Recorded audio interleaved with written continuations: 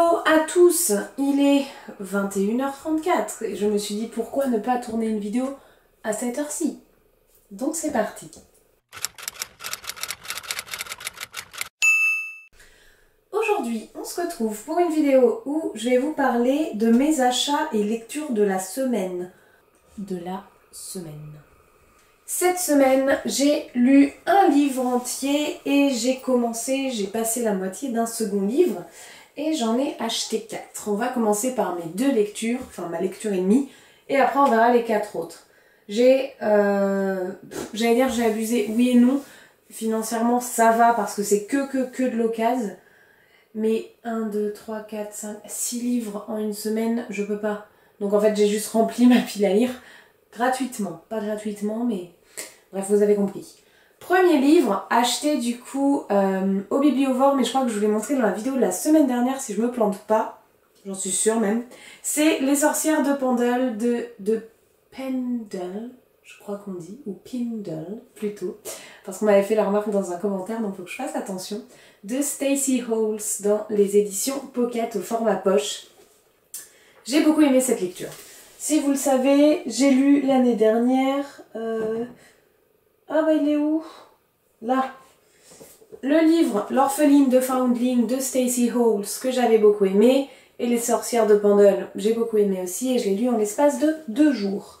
2 jours où j'ai fait aussi mes permanences à la boutique de créateurs de Dampierre en Charente-Maritime où sont exposés les chouchous, les barrettes, etc. de ma marque. Je me rends compte que je dis beaucoup de fois et c'est fatigant donc il faut que je me concentre. J'ai un... Putain, je refais J'ai la voix qui part un peu en vrille, mais c'est normal. Je suis un peu malade, je suis un peu moyen, donc on fera abstraction, c'est pas grave. Les sorcières de Pendle. Pour mettre un petit peu la base de ça, il s'agit pas d'un conte, mais peut-être pas d'une légende non plus, d'une histoire vraie, mais là qui a été remasterisée avec des personnages rajoutés, des morceaux d'histoire rajoutés en plus. Mais les sorcières de Pendle ont vraiment fait parler d'elles en Angleterre dans les années 1600 et quelques 1612, voilà. Ça a été une vraie histoire, ça a été un vrai débat, ça a été de vraies femmes connues qui ont vraiment été brûlées pour sorcellerie, enfin pendues pour sorcellerie plutôt, je dis brûlées mais c'est pendu, pardon.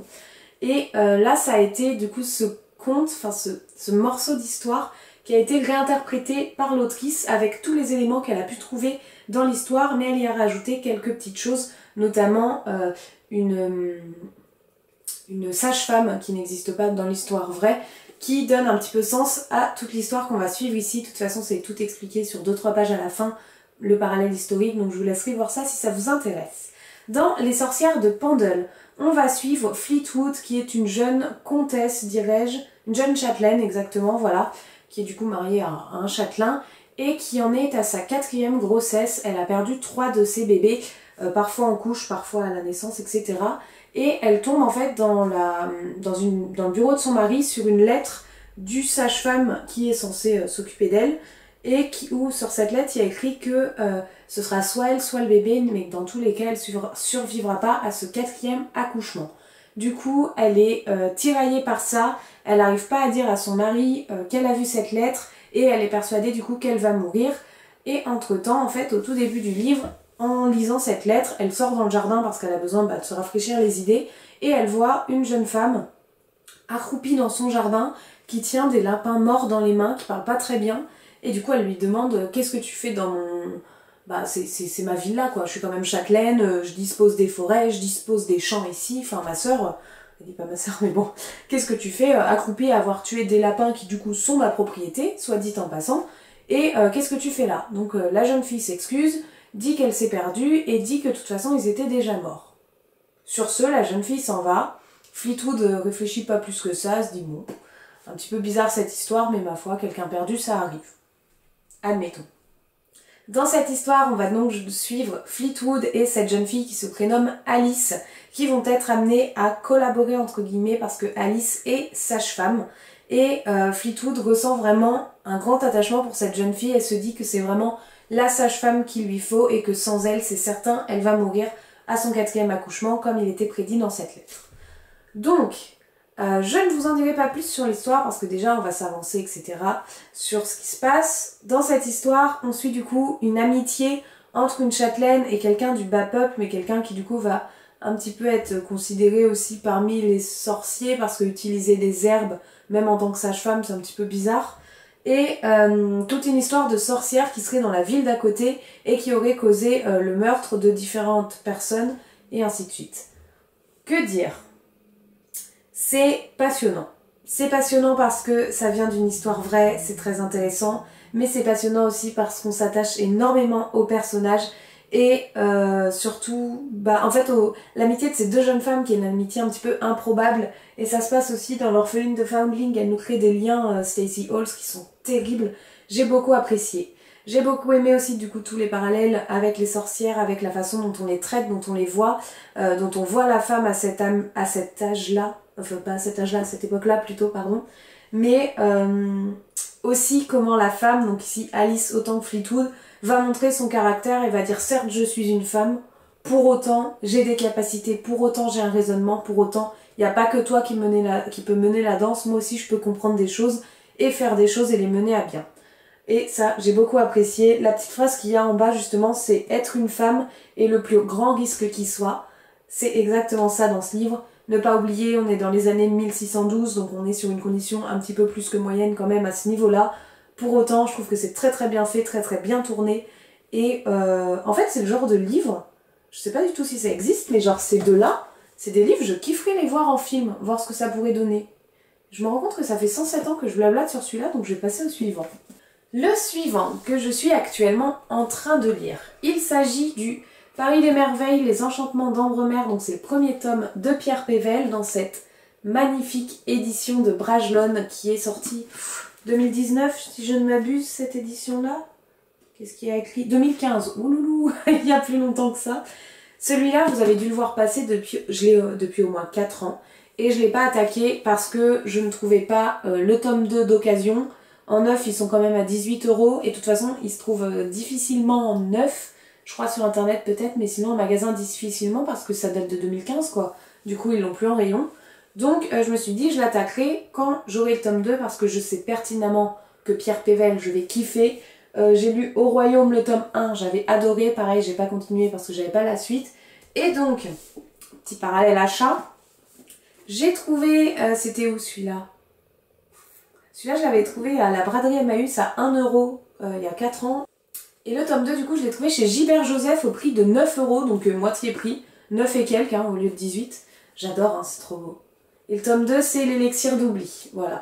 Je vous le montre avec. Je vous mets les deux à côté parce que, franchement, c'est super, hein. Je sais pas si je suis bien cadrée. Tout le monde va pas aimer, mais au début, j'étais un peu dubitative, mais en fait, c'est un travail éditorial qui est très très joli. Du coup... j'ai commencé, j'en suis à la page 258 sur à peine 400, donc voilà. Moi, Pierre Pével, j'adore. Le Paris des merveilles, vous le savez certainement si vous me suivez depuis un petit moment, même depuis pas très longtemps. J'ai lu la trilogie en BD des Artilleuses qui se passe dans le Paris des merveilles. Et donc ici, on est sur la base du Paris des merveilles, le conte, la trilogie de base. Dans ce récit, on est sur du fantastique, on est dans un univers où il y a deux Paris. Le Paris actuel et le Paris dit de l'outre-monde. Donc, comment dire, pas tout à fait ça non plus. Ah, je m'exprime mal. Il y a un outre-monde et il y a le Paris actuel, et dans notre Paris actuel, en fait, il y a des créatures de l'outre-monde qui vivent aussi avec nous. Donc, typiquement, il y a parfois quelques dragons qui passent. On cohabite avec les elfes, même si, bon, un peu moyen. Dans la Seine, il y a des sirènes, bon, c'est normal, on fait abstraction, vous voyez, ce genre de choses. On est 20e siècle, voilà, début 20e siècle, et on suit plusieurs protagonistes, notamment Monsieur Griffon, qui est un mage du cercle Sian, et Isabelle de Saint-Gilles, qui est une cambrioleuse. C'est une cambrioleuse, de toute façon, oui, c'est une cambrioleuse. Le récit, l'histoire commence sur quoi déjà? Parce qu'il y a plein de parallèles. Oui, c'est une jeune femme qui va revoir son ami Griffon et qui va lui demander un petit service, lui demander d'aller chercher pour elle un livre à la bibliothèque. Griffon se questionne un petit peu mais dit bon cette jeune femme c'est mon amie, je m'entends bien avec elle, admettons, je vais aller lui chercher ce livre à la bibliothèque. Il va lui chercher, il lui fait livrer le livre, bref. En parallèle de ça, on suit une magouille ou une Isabelle de Saint-Gilles, je pense que c'est elle parce qu'elle est rousse dans le livre, donc j'imagine que c'est elle devant.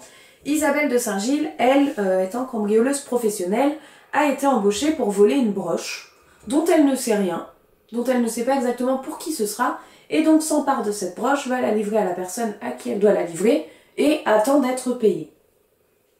Je ne peux pas vous en dire beaucoup plus, car on avance déjà beaucoup dans l'histoire. Si je vous en raconte plus, je vais vous spoiler des choses. On est sur un récit, j'allais dire, entre l'affaire policière avec cet objet volé dont on ne sait pas pour qui, dont on ne trouve pas forcément qui sont les bons des mauvais voleurs, à qui ça appartient, quel lien ça a, etc. Et on est aussi sur une histoire de qu'est-ce qui s'est passé avant. J'aime beaucoup ce tome 1 en fait parce qu'il est très introductif et on en comprend au fur et à mesure des événements le passé de chaque personnage, mais aussi le passé commun en fait de chaque personnage. Et au parallèle de ça, je vous le dis juste vite fait comme ça, mais on a une bonne reine et on a une reine noire. Voilà. Et toute cette imbrication de personnages hauts en couleur, un peu fantastiques, qui sont mêlés dans des histoires de vol, dans des histoires d'amitié un petit peu surprenantes, etc., va super bien s'imbriquer et ça se lit en fait tout seul. Je sais pas si c'est très clair ce que je raconte parce que sincèrement c'est une dinguerie, Le Paris des Merveilles. Pierre Pével est un auteur, un écrivain incroyable je trouve, mais du coup ces romans, on est dans des mondes tellement complets, dans des mondes avec tellement de subtilité, tellement bien renseignés. Je crois qu'il y a même parlé, il faudrait que je vérifie, mais j'en suis presque sûre, parler d'un multiverse en fait, dans le monde du Paris des Merveilles. Donc c'est pour vous dire à quel point c'est poussé et à quel point je peux vous recommander si vous aimez la fantaisie, les enquêtes, etc. Pierre Pével, c'est vraiment pas mal du tout. Au Royaume, on est sur de la fantaisie aussi, mais on est plus sur Moyen-Âge, chevalier et compagnie, que là on est vraiment au début des années 20 avec les dames, avec les belles robes, etc. Et c'est super chouette. Ma voix part en vrille, c'est pas grave. Dites-moi si vous avez lu Le Paris des Merveilles parce que franchement c'est super connu. En tout cas c'est un des plus connus de cet auteur et moi j'attaque les séries avec grand plaisir. Je sais pas si je vais enchaîner direct le 2. Peut-être pas. Peut-être que je vais me laisser une pause le temps de trouver le 3 aussi pour pouvoir y aller tranquillement. Mais bon. Donc, du coup je vous ai montré aussi ce tome 2 que j'ai réussi à acheter à 9 € chez Gibert. Et je vais terminer, et ça va être très rapide parce que j'ai parlé 107 ans là-dessus, sur les 3 dernières acquisitions que j'ai faites. Je suis allée, vous vous en doutez, au Bibliovore. Et au Bibliovore, pour 4 livres achetés, 10 €. Voilà. Donc là, j'en ai 3. Oups là, il y a un truc qui tombe. Le 4e, c'est pas moi qui l'ai. C'est normal, il n'est pas pour moi. Bref, on s'en fiche. Là, j'en ai 3 du coup à vous présenter. J'ai clairement pris les 3 parce que je me rappelle des couvertures. Je me rappelle que quand ça avait été...